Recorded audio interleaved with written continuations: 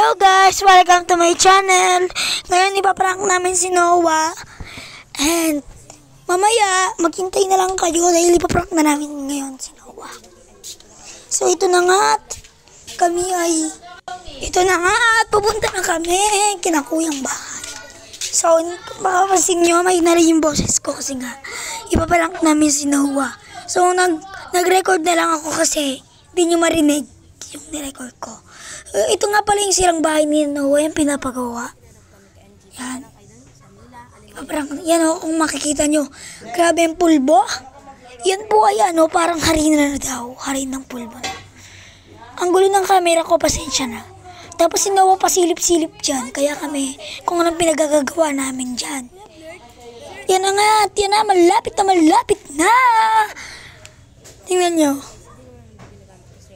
Yun, grabe, tingnan nyo. Parang harina na talaga yan. Pasensya na akong pause talaga ako ngayon. Sorry. Ito na nga nila, lalati na siguro namin yung pulbo. Yan na. Tingnan nyo. Si Noah, tingnan nyo. Guys, tingnan nyo na lang mamaya. Manood kayo. Yan na.